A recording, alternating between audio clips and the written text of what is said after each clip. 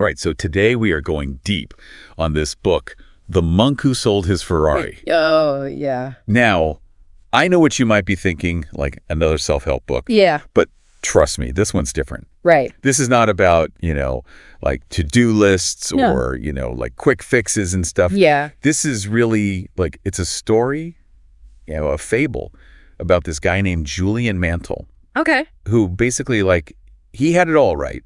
Success, the money, the Ferrari, but, like, still felt empty inside. Yeah. What's really cool about this book is how it uses storytelling to kind of like sneak in these profound life lessons. Yeah. It's like a Trojan horse for wisdom, I love that. disguised as like an engaging read. Yeah, exactly. So Yeah. Julian, our, like, a high-flying lawyer, Yeah. has a heart attack.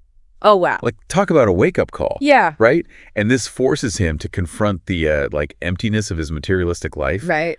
And sends him on this quest to the Himalayas Wow. to search for something more. Yeah, it's Like hitting rock bottom Yeah. and finding a new path, Totally. And he realizes all those external things, Yeah. like the fancy car, the big house, Yeah. didn't bring him real happiness. Yeah. It's a question we all grapple with, right? It is. Yeah. What really matters Yeah. in life. Exactly. So he sells everything, Wow. ditches the power suits, heads to India. Wow. And that's where it gets kind of mystical. Okay. He ends up in this hidden village called Savannah, Okay. where he meets these sages. Oh, wow. Think wise, enlightened mentors Mm-hmm. who just radiate this inner peace. So these sages, they become his guides, right? Yeah. Sharing, like, this ancient wisdom passed down for generations. Yeah. But they don't just, like, hand him a list of rules. Right. They teach him through, like, a fable, Oh, cool. a story within the story, you know, I love that. which makes it super memorable. Okay, so let's get to like the heart of it, right? These sages, they share what they call the 7 virtues of enlightened living, Okay. each represented by a symbol in the fable, I like that. like a garden, a lighthouse, Okay. a sumo wrestler, Wow, that's a mental map for a better life. a fulfilling life. Yeah. Yeah, and what's cool is these virtues, while, You ancient, got it. they actually align with like modern psychology and research. Yeah. So take the first one, master your mind. Okay. The sages, they compare the mind to a garden, Right. emphasizing the importance of like nurturing positive thoughts Right. and weeding out the negatives. Yeah, like mindfulness, right? Yeah, like being aware of our thoughts and like choosing to focus on the positive. Studies show like positive self-talk, Yeah. focusing on gratitude. Yeah. It can impact our well-being and even like physical health. That's awesome. So the sages were ahead of their time. Totally. They also teach this technique called opposition thinking, where you replace each negative thought with a positive one. I like that. So instead of saying like, I can't do this, Right. you say, I can find a way. Yeah. It's like rewiring your brain for success. That's awesome. And there's this powerful visualization technique they call the secret of the lake. Okay. Imagine a calm lake. Mm-hmm. Now picture your goal, your desire, Okay. as vividly as you can, as if it's already real. Wow. It helps like imprint that image on your subconscious. So it's like you're already living it. Exactly, making it more likely to manifest. Oh, that's cool. Yeah. So we got mastering our minds. Right. What's like the next virtue on this path to enlightenment? So the next one is follow your purpose, Okay. represented by a lighthouse Okay. in the fable. Cool. It's about finding your dharma, Okay. Darn. your unique calling in life. Yeah. Break that down for us. Okay, so simply put, dharma is like aligning your actions with your Yeah. passions and like contributing to the world in a way that's meaningful to you. It doesn't have to be like this big, world-changing mission. Right. It could be anything that brings you joy, allows you to use your unique talents to make an impact. So it's like finding that sweet spot where your passion and your skills, like, and the needs of the world all kind of intersect. Finding work that feels less like a job, more like a calling. Right. And it's not just career, right? No. Dharma can be in your hobbies, your relationships, how you spend your time. It's about intention, right? Living with intention. Yeah. Okay. So master your mind, follow your purpose. Right. What's next? The third one is practice Kaizen, Oh, represented by, get this, a sumo wrestler. the sumo wrestler, really? Yeah. Okay. Kaizen is a Japanese philosophy that emphasizes continuous self-improvement. So like always striving to be better. Yeah, but it's not about being perfect, right? Okay. It's about embracing a growth mindset. Consistently making small improvements over time, like the sumo wrestler, right? Okay. Who gains strength through consistent training. I'm starting to see, like, a theme here. Right. It's not about, like, overnight transformations, No. magic solutions. Little sustainable changes. That add up over time. Exactly. Yeah, I like that. And that brings us to the fourth one. Develop willpower. Okay. Which the sages symbolize with, Okay. believe it or not, a pink wire cable. A pink wire cable. Right. But it's brilliant Aye. because each individual wire is weak, right? Right. But woven together, they create this cable that's incredibly strong. Yeah. In the same way, small acts of self-discipline, Mm-hmm. repeated consistently over time, Yeah. build incredible inner strength. So, like, don't underestimate the power of small actions. Exactly. Yeah. The sages recommend some cool techniques for developing willpower. Okay. One's called the vow of silence. Okay. It's about consciously, abstaining from speaking for a certain period. Oh, wow. Even just a few hours. That's got to be tough. It is, but it's powerful for self-control. Yeah. Forces you to become more aware of your thoughts Yeah. and impulses before you speak. Before you speak. Yeah, that's cool. They also emphasize the power of mantras. Okay. Specifically the mantra, I am more than the sum of my circumstances. Oh, I love that. Repeating this mantra helps to reprogram the subconscious. Right. It's like a positive affirmation. Exactly. That reminds us that we have the power Yeah. to, choose our thoughts and shape our reality. Exactly. Okay. I love that. So we got 4 down. What's next? Respect your time, Okay. symbolized by a gold stopwatch in the fable. Okay. The sages recognize time as our most precious resource. Yes. And they stressed the importance of using it wisely. Feels very relevant, in today's world where everyone's so busy. Absolutely. They weren't fans of multitasking or busyness for the sake of busyness. Right. They emphasized the importance of, planning your day. Prioritizing your activities, Yeah. focusing on what matters. Right. They were big believers in the 80-20 rule. Yeah. The idea that 80% of our results come from only 20% of our actions. So it's about identifying those high-impact activities. Exactly. Right, and, focusing our energy there. Working smarter, not just harder.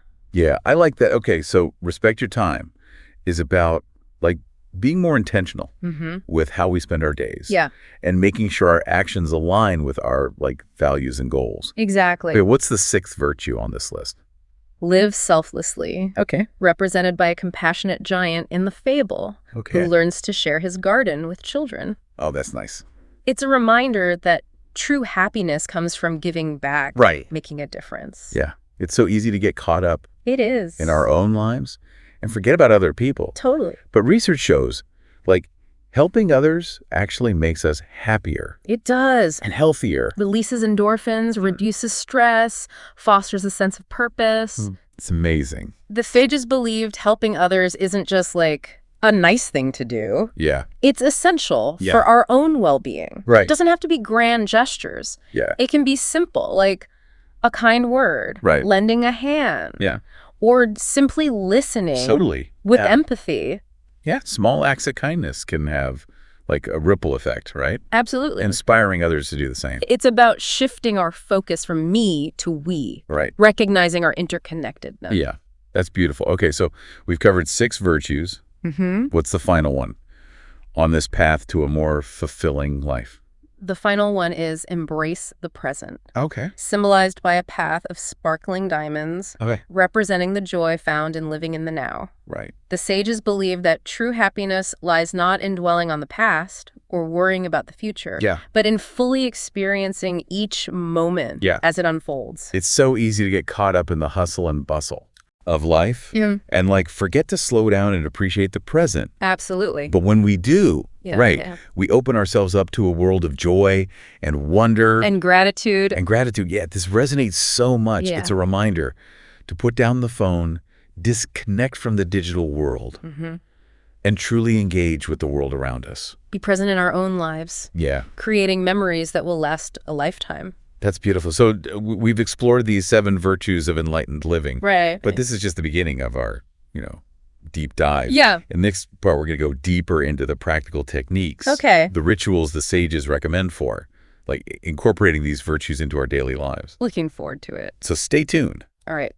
Welcome back to our deep dive into the monk who sold his Ferrari. Yeah. So, so far we've uncovered these 7 virtues of enlightened living. Right. This, roadmap to a more fulfilling life that Julian learns from the sages. But, how do we actually put these virtues into practice? Yeah, that's a great question. That's what I'm really curious about. That's where the book gets really practical. The sages, they didn't just preach these virtues, they lived them. Okay. And they had specific rituals and techniques for, making them a part of daily life. Right. And the cool thing is, these rituals can be adapted for anyone, no matter where they are in their life journey.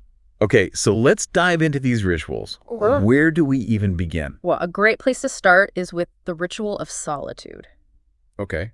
Now, I know what you might be thinking. Yeah. Solitude, I barely have time to breathe, let alone be alone. Yeah. But trust me, even carving out just 15 minutes a day for quiet reflection can make a huge difference. I can see how taking a break from the constant noise and demands of modern life could be incredibly beneficial. Absolutely. It's like hitting the reset button on your mind. Exactly.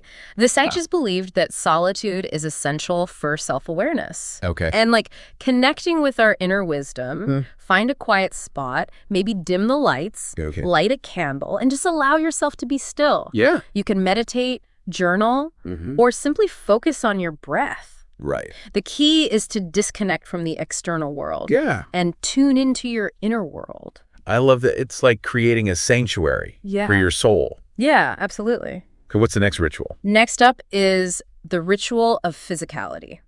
Okay. Now, this doesn't mean you have to become a marathon runner or spend hours at the gym. Okay. It's about moving your body in a way that feels good to you.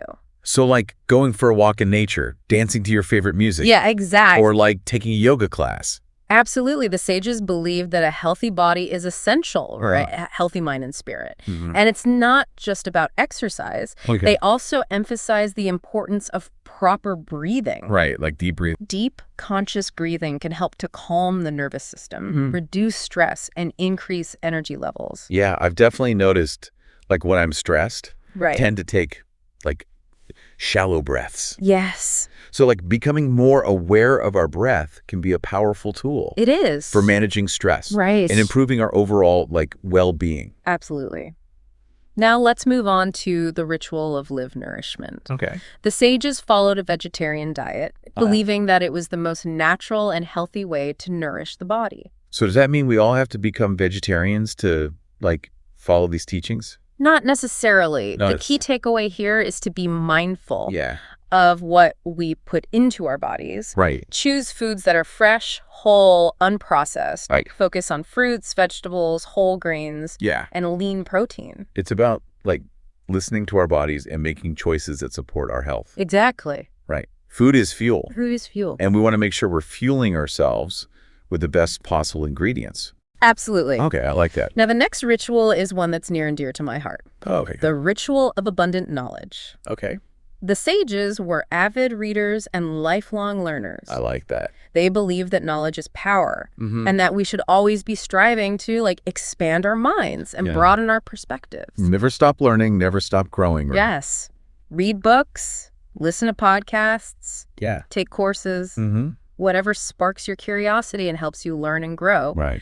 The sages also recommended reading biographies of inspiring individuals as a way to learn from their experiences and cultivate our own potential. I find that reading about people who have overcome challenges and achieved great things can be so motivating. It is. It reminds us that anything is possible. Yes. If we set our minds to it. Absolutely. Okay, so we've covered solitude, physicality, nourishment, knowledge. Right. What's next? Next up is the ritual of personal reflection. Okay. Now, this might sound a bit intimidating. Okay. But it's really just about taking some time each day to reflect on your thoughts, actions, and experiences. So taking a moment to check in with ourselves and see how we're doing. Exactly. Ask yourself some simple questions. Like what? What am I grateful for today? Okay. What challenges did I face and what did I learn from them?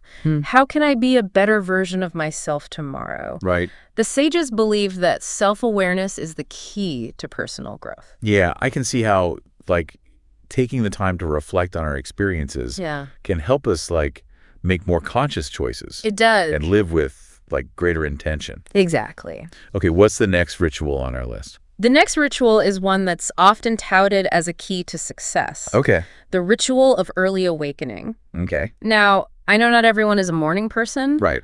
But the sages believe that rising early allows us to start the day with a sense of purpose and clarity. Yeah, I've heard that like a lot of successful entrepreneurs and leaders swear by waking up early.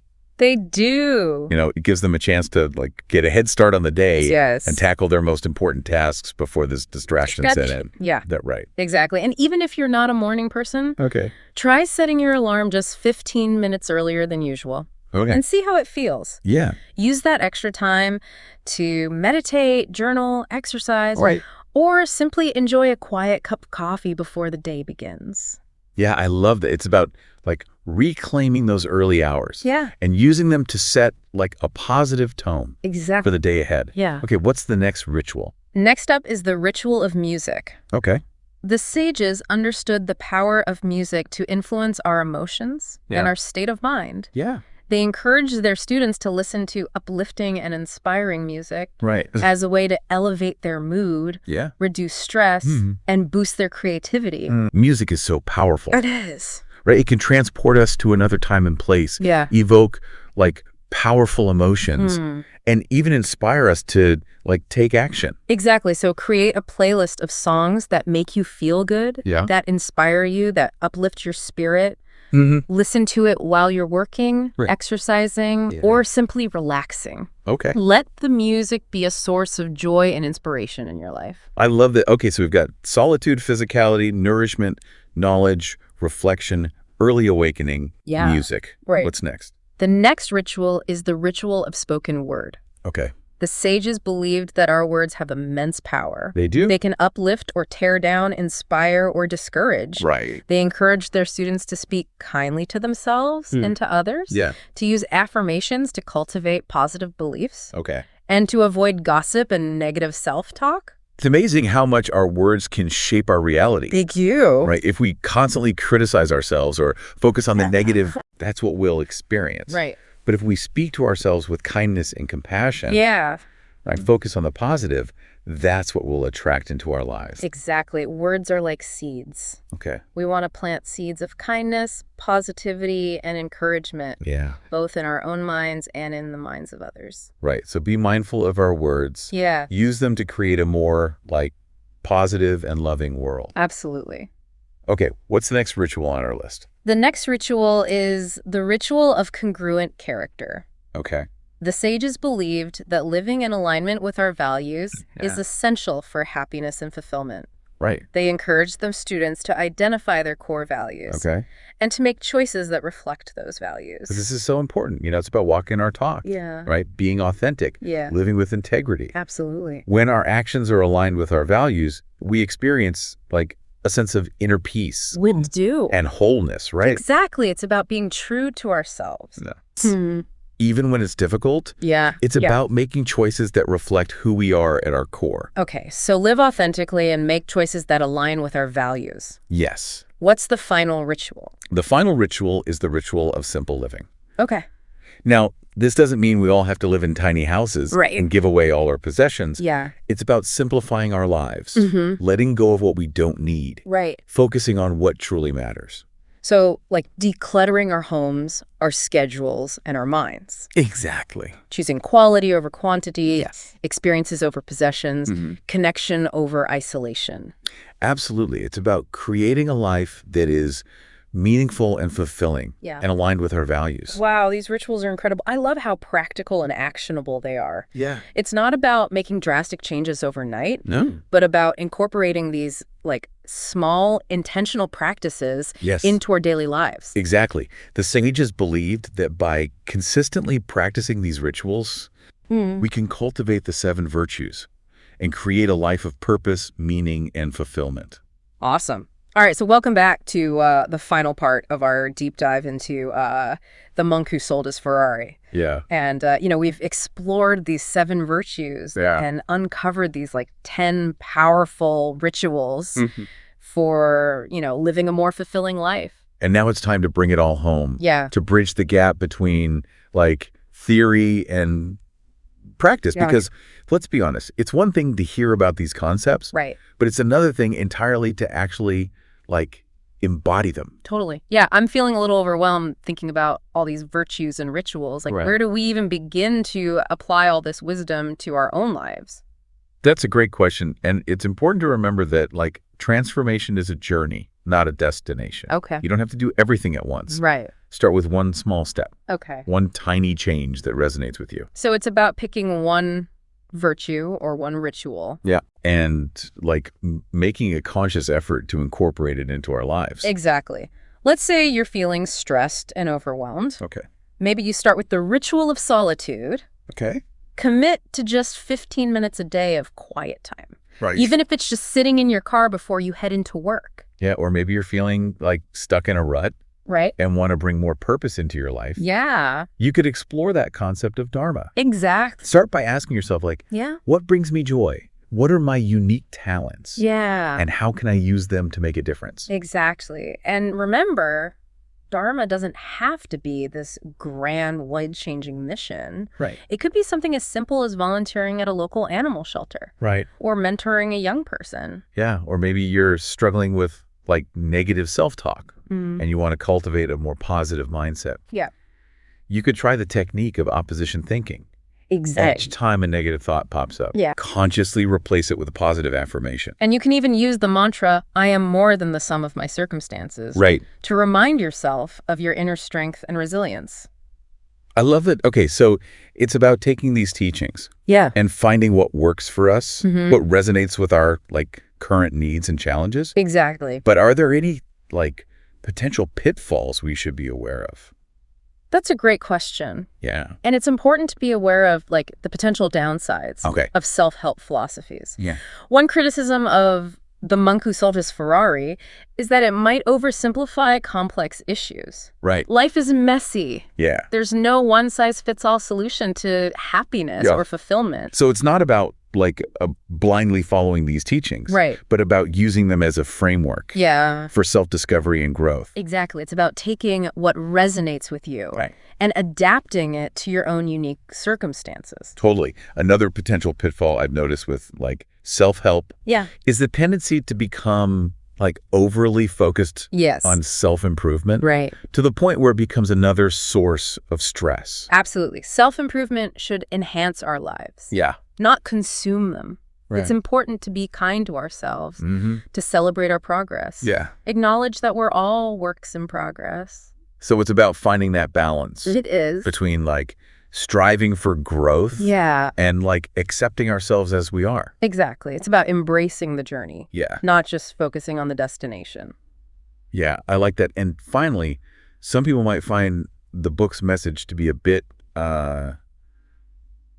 too idealistic. Right. Or unrealistic. Not everyone could just quit their job and travel to the Himalayas. That's true. But the core principles of the book, finding your purpose, mastering your mind, living in the present moment, those can be applied to any life circumstance. So it's about taking the essence of these teachings and making them our own. Exactly. Now, before we wrap up, let's go back to that image from Yogi Raman's fable. Okay. The path of sparkling diamonds, representing the seventh virtue, embrace the present. It's such a beautiful metaphor for the journey of life, isn't it? It really is. Yeah. Each moment is precious, sparkling with potential. Yeah. It's up to us to slow down, pay attention, and savor the beauty of the path we're on. So as we close our deep dive into the monk who sold his Ferrari, I want to leave you with one final thought-provoking question. Okay. If you could write your life story as a fable, what would your symbols be? What images or metaphors would you use to represent your values, the lessons you've learned, the experiences that have shaped who you are? Right. It's an invitation to reflect on your own journey. Yeah. To embrace your unique path. And to create a story that's worth telling. I love that. Well, thank you so much for joining us on this deep dive. Yeah, it's been fun. We hope you've gained some valuable insights and are inspired to embark on your own journey of personal transformation. Absolutely. Until next time. All right.